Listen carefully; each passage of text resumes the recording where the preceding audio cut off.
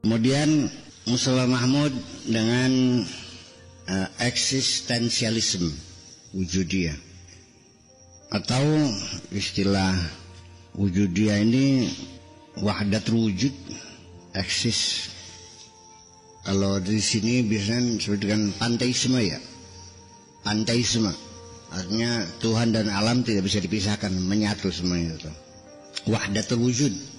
Kita sebutkan di sini bahwa aliran materialisme, gelombang materialisme itu semakin kencang sejak tahun 60-an, dan muncullah paham-paham materialisme eksistensialisme sekitar tahun 60-an lah.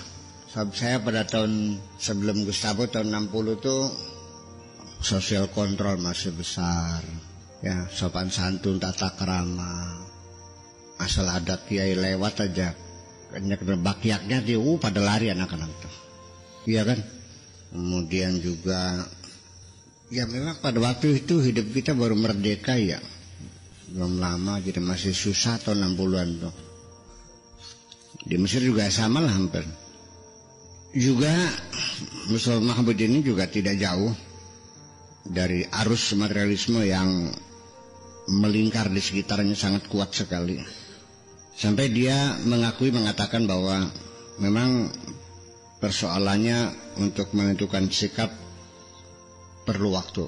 Saya untuk menentukan mana yang terbaik ya, metode apa yang terbaik untuk meniti kehidupan ini, dia mengatakan ihtajal amru ila 30 sanah minal gharqi fil kutubi. Diperlukan 30 tahun harus tenggelam dalam kitab-kitab dulu, mesti diteliti semuanya itu. Perlu waktu 30 tahun untuk menentukan sikap. Nah konon, jadi perang dina. Ya bakal milih bocah wadon maya beli perlu tahun-tahunan. Juleka kasana Umayyah Tarkem sorok milinting, ya langsung kirim. Ya kalau milih pemikiran yang gak bisa tuh. Sampai sekarang orang Tulungagung juga belum milih cadang pinggan kok. Orang Kertasmaya belum milih cadang pinggan, belum. Bukan pilihan saya nih. Ya kerasa.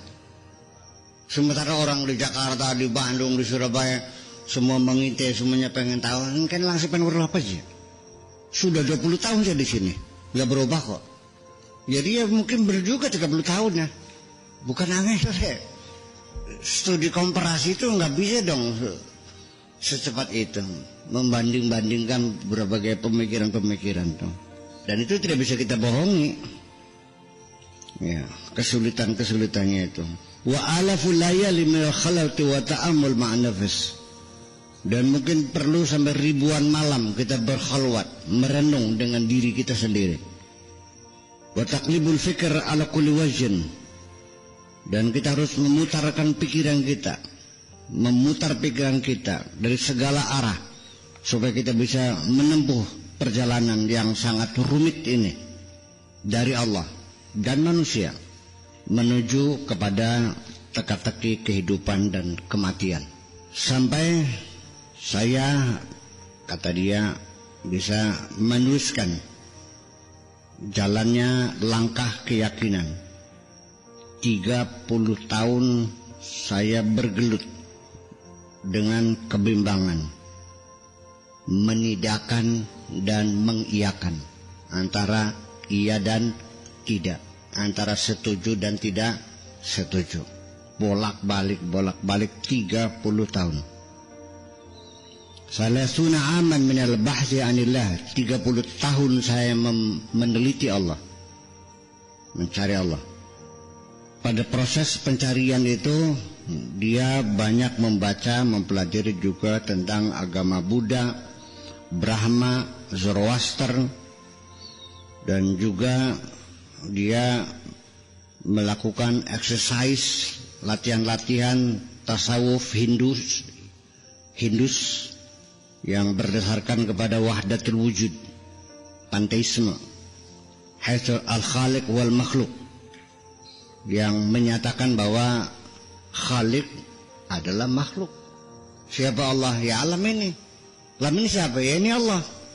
Ini namanya wahdatul wujud, manunggal. Semua agama dipelajari. Tuhan dan alam yaitu juga energi batin berada pada semua makhluk. Tetapi sekalipun dia bolak-balik berpikir jungkir balik begitu, tetapi dapat kita pastikan bahwa dalam masa kebimbangannya itu dia tidak pernah menjadi ateis kok. Dia tidak pernah menyatakan dirinya anti Tuhan, dan dia tidak pernah menafikan adanya Tuhan secara mutlak. Dia tidak pernah menafikan adanya Tuhan, tetapi dia tidak mampu untuk memahaminya. Itu aja. Dia baru tahapan saya tidak mampu membuktikan adanya Tuhan. Oh, jangan, ini bahasa sangat sedikit sekali, makanya diperlukan kecerdasan macam itu. Sehingga ketika saya juga sering sekali dituduh macam-macam, ya saya maklumilah. Iya kan? Karena kalau orang tidak mampu berpikir secara cermat, ya pasti akan keliru kok. Jadi itu yang jelas bahwa Mustafa Mahmud tidak pernah mengatakan dia tidak percaya adanya Tuhan, tapi dia hanya paling menyatakan saya tidak mampu untuk memahami Tuhan. Itu. Dia tidak mampu mengenali Tuhan, dan dia tidak bisa melakukan satu persepsi tentang kebenaran yang benar Tuhan. Apakah Tuhan itu adalah 3 oknum, ataukah alam semesta, ataukah itu selama sekian tahun dia masih selalu bicara ataukah, mungkin ini. Jadi dapat dipastikan di sini bahwa pengalaman beliau yang begitu yang melelahkan bagi saya, dan saya juga pernah seperti itu. Imam Ghazali juga pernah mengalami masa syak juga sama kok. Kalau saya kan begini, saya sering kali dalam pemikiran itu, memang dalam pikiran saya berpikiran lain, tetapi demi untuk kepentingan yang lebih besar, saya seringkali mengalahkan logika saya. Itu aja. Dari pengalaman yang sangat panjang itulah yang mendorong Mustafa Mahmud menjadi seorang pakar agama yang sangat produktif. Sebetulnya Mustafa Mahmud itu bukan orang pertama kali ya yang berpengalaman seperti itu. Al-Jahid juga. Al-Jahid pada zaman Khalifah ya, Khilafah Umayyah ya, namanya Mu'tasim Al-Jahid ini juga pernah seperti itu. Kemudian juga Imam Al-Ghazali yang kamu banggakan kitab-kitabnya Ihya Ulumuddin itu juga pernah mengalami masa keraguan, kebimbangan. Sedangkan Anda nggak pernah bimbang kan, ya syukurlah. Jadi satu ujian kerohanian yang dilalui oleh setiap mufakir dan para peneliti tentang kebenaran mengalami hal yang sama. René Descartes juga sama, tapi kalau René Descartes malah filosofisnya itu dia selalu memposisikan apapun dalam keraguan, bisa benar bisa salah, dan semuanya perlu diragukan. Kalau Imam Ghazali itu mengalami masa keraguan itu 6 bulan, kalau Mustafa Mahmud itu sampai 30 tahun. Lama kan 30 tahun tuh. Iya, melanglang buana dalam pemikiran. Selama 30 tahun itu diakhiri dengan akhiran yang sangat indah, berupa salah satu kitabnya, karangannya yang sangat mendalam, yang berjudul Hiwarun Ma'a Sadiqil Mulhid, dialog bersama sahabat ateis. Itu kitabnya, berdialog bersama sahabat ateis. Kemudian bukunya lagi Rihlati Minasyaki Ilal Iman, perjalananku dari keraguan kepada keimanan. Kemudian kitabnya yang berjudul juga Taurat. Kemudian kitabnya lagi yang berjudul Rahasia Kematian dan Rahasia Kehidupan dan lain-lain. Buku-buku yang ditulis sangat mendalam pada wilayah yang sangat sulit itu. Jadi pertaruhan besar yang telah dilalui Mustafa Mahmud itu pengaruhnya sampai sekarang bisa kita rasakan. Seperti Imam Ghazali juga, Mahmud juga sama. Dia menceritakan tentang ilham batin. Ilham batin itu yang telah menyelamatkan dia. Sementara dia waktu itu masih mengandalkan kepada instingnya. Dia menceritakan, saya mendapatkan ilham batin, al-ilham al-batini, di mana menurut dia fitrah pada setiap manusia itu sangat badihiyah, sangat intuitif dan tidak bisa dipungkiri. Pemikiran-pemikiran dia itu sama dengan kebanyakan pikiran-pikiran tentang kesadaran alami yang di Al-Wa'yul Kauni karangan Al-Aqad, kemudian kitabnya Al-Mustahil, dan dia juga dari sisi sosial juga kita lihat ya kerja yang realnya, dia bikin masjid, bikin pusat-pusat klinik dan juga peneropong bintang. Itulah tentang Mustafa Mahmud. Sampai-sampai Mustafa Mahmud ini pernah diseret ke pengadilan, ke mahkamah, diadili gara-gara dia menulis Allah wal Insan. Kenapa dia dituntut sampai diadili ke pengadilan mahkamah? Adalah karena perintah Abdul Nasir sendiri langsung yang minta supaya mahkamah mengadili berdasarkan permintaan dari Al-Azhar. Al-Azhar berkirim surat kepada Abdul Nasir presiden bahwa ini tulisan yang tidak wajar, Allah dan manusia karangan Mustafa Mahmud tidak sesuai dengan ajaran Islam yang benar. Ini kalau di sini biasanya ajaran sesat. Bi'tibariha qadhiyat kufur, karena dinilainya ini adalah tulisan kafir, pengkafiran. Hanya saja akhirnya mahkamah punya kebijakan, kan memang hakim-hakimnya hakim-hakim besar semuanya.